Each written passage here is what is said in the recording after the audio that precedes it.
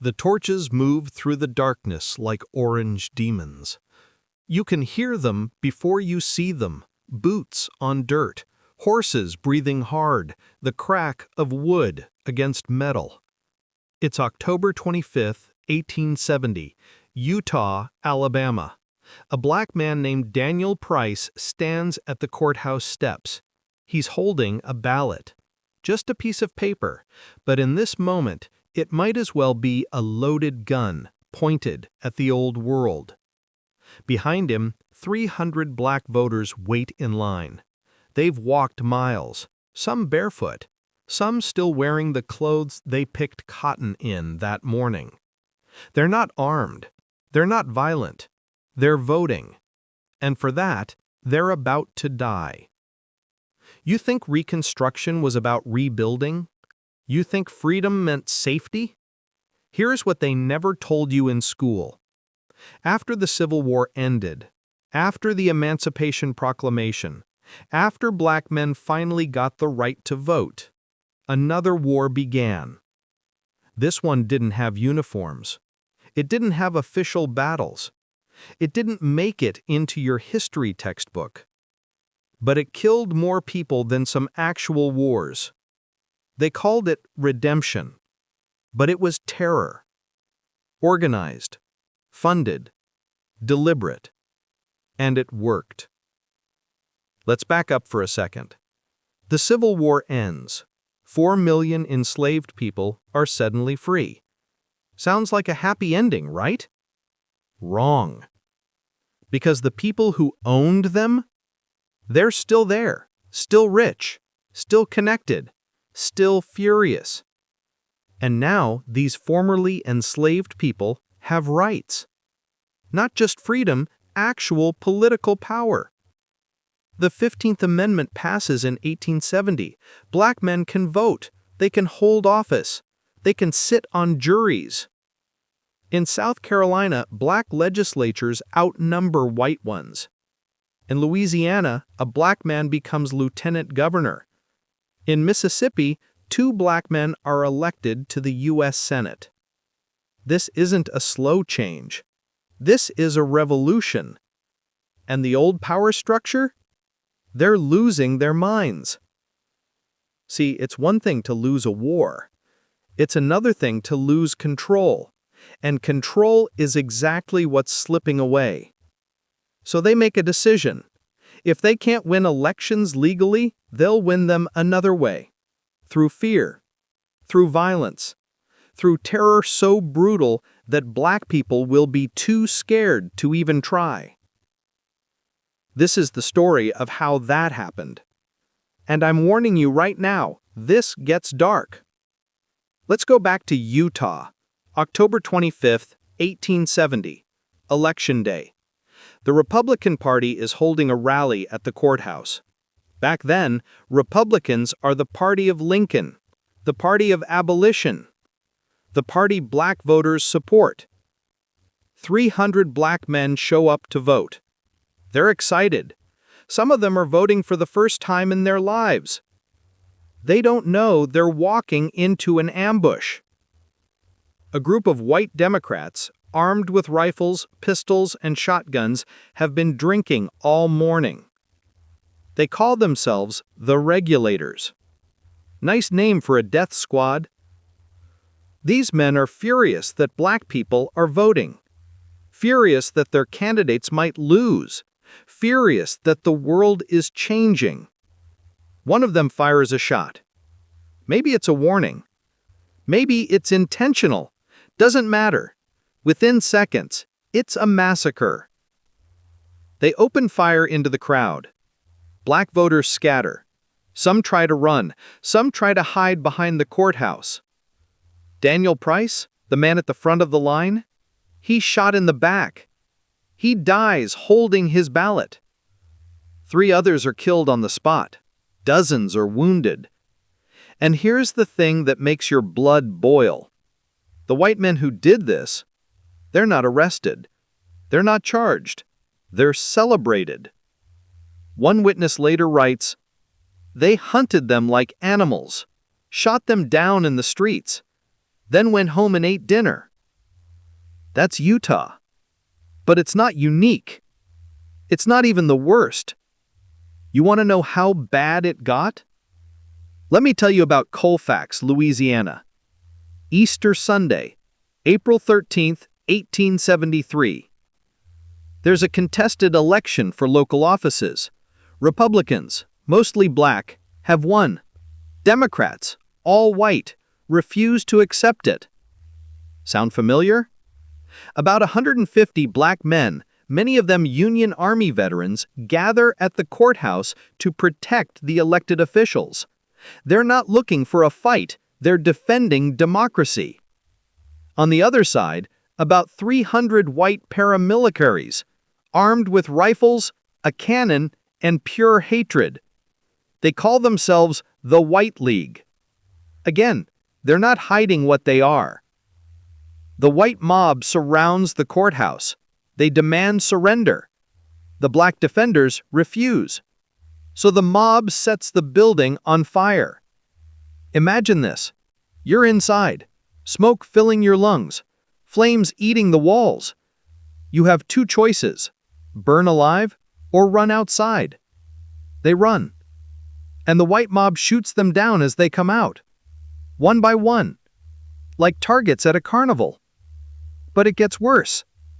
After the shooting stops, after the courthouse is ashes, the mob goes through and executes the wounded. Point blank, execution style. They kill at least 150 people that day.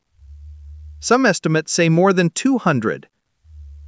Then they dump the bodies in the river. And here's the most insane part. When the federal government finally arrests some of the killers, the Supreme Court lets them go.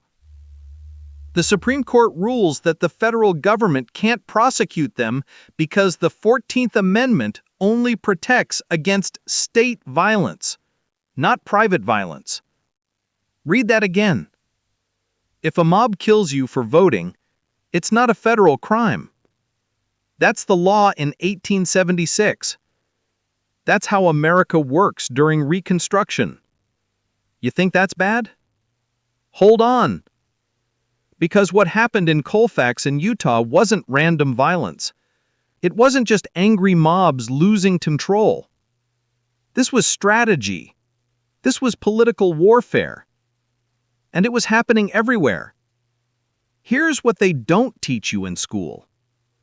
Between 1865 and 1877, white supremacist groups murder thousands of black Americans. Thousands, not hundreds, thousands.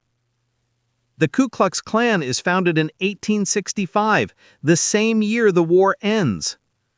Within 5 years, they have chapters in every southern state. They're not just a hate group. They're a paramilitary arm of the Democratic Party. Their job? Simple. Stop black people from voting, by any means necessary. They burn churches. They burn schools. They lynch teachers, white and black, who educate freed people.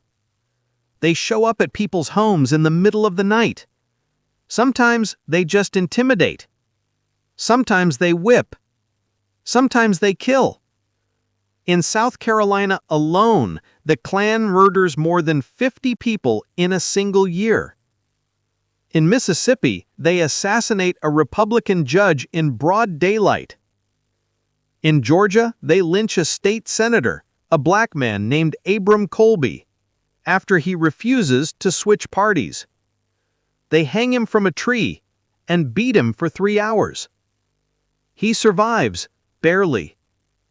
When he testifies before Congress, he's asked why he didn't fight back. He says, "What could I do? There were 100 of them. I have a wife. I have children. If I fought, they'd kill us all." That's the choice. Submit or die. And even submission doesn't guarantee safety. Let me tell you about Elias Hill. He's a black preacher in South Carolina, paralyzed from the waist down. He teaches freed people to read. The Klan drags him out of his cabin, literally drags him, because he can't walk, and beats him nearly to death. His crime? Teaching. Or take Richard Burke, a black man in Alabama who registers to vote. The Klan shoots him in his front yard, in front of his children. His wife holds him as he dies. His last words? Tell them I voted. These aren't just statistics. These are people, fathers, brothers, sons, husbands, teachers, veterans.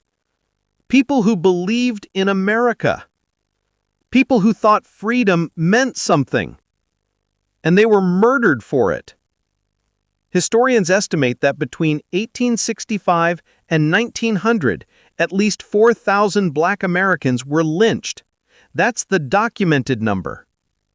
The real number is almost certainly higher, because many lynchings were never recorded. Many bodies were never found. Many families were too terrified to report what happened. And lynching is just one method. You also have massacres like Colfax, Utah, Hamburg, and dozens of others. You have assassinations, targeted killings of black politicians, teachers, and organizers.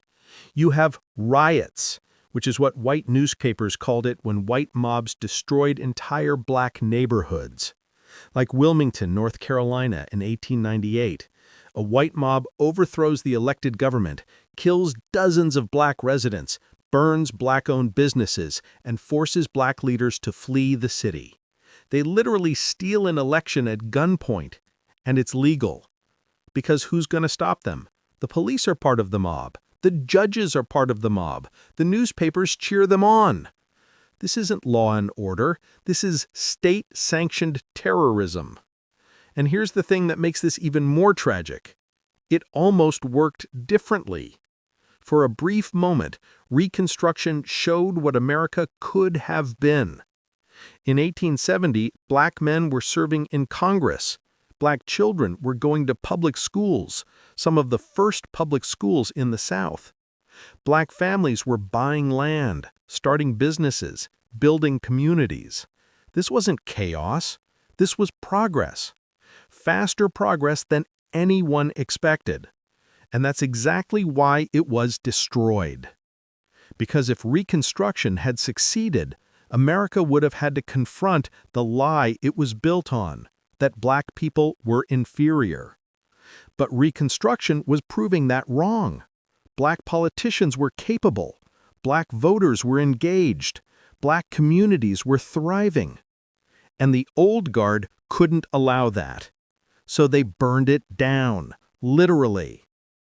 You might be thinking, okay, but that was a long time ago. Was it?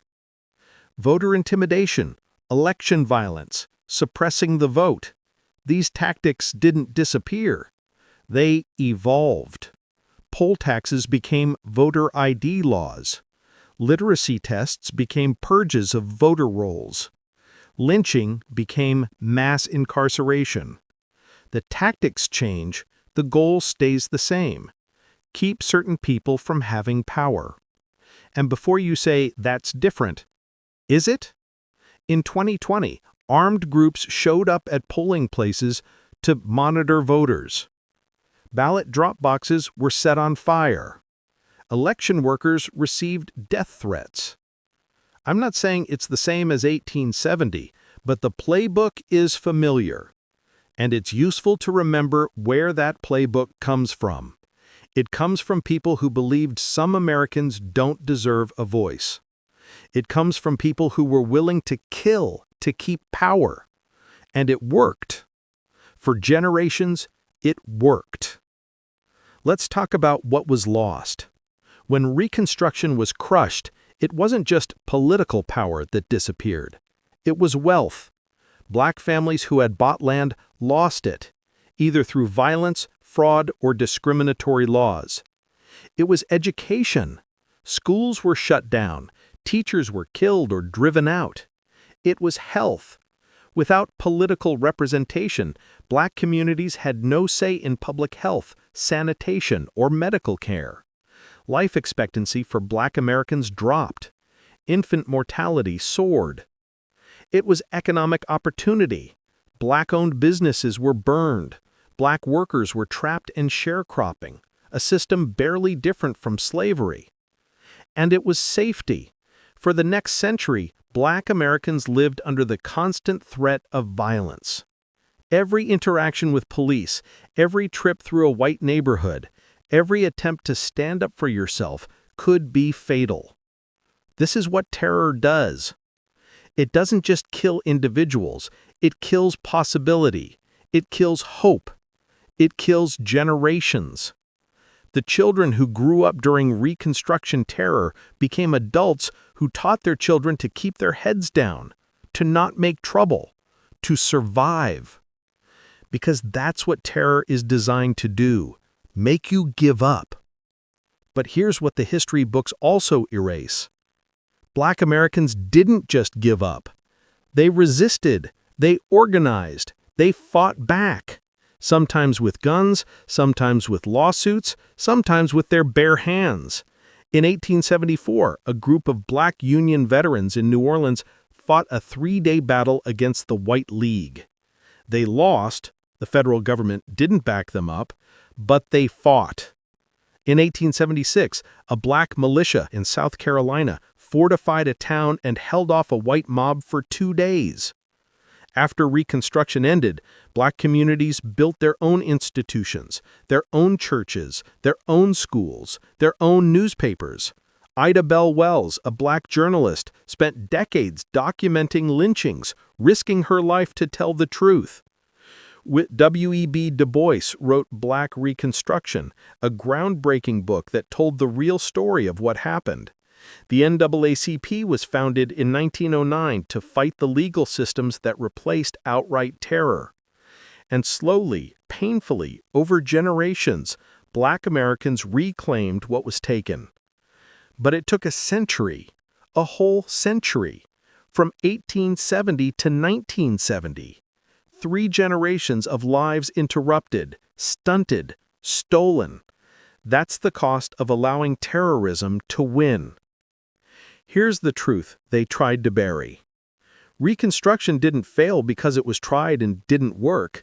It failed because it was sabotaged, violently, deliberately, successfully. The people who did it weren't punished. They were rewarded. They became senators, governors, judges. They raised statues to themselves. They named schools after themselves. They wrote history books that called themselves heroes. And for a century, America believed them.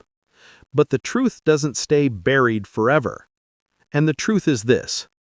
After Emancipation, Black Americans didn't need to be ready for freedom. They were ready. They voted. They governed. They built. And they were terrorized for it. Not by accident, not by random violence, by organized political terrorism designed to reverse the outcome of the Civil War. And it worked. That's the hidden insurrection. Not Black people trying to overthrow anything, but white supremacists overthrowing democracy itself.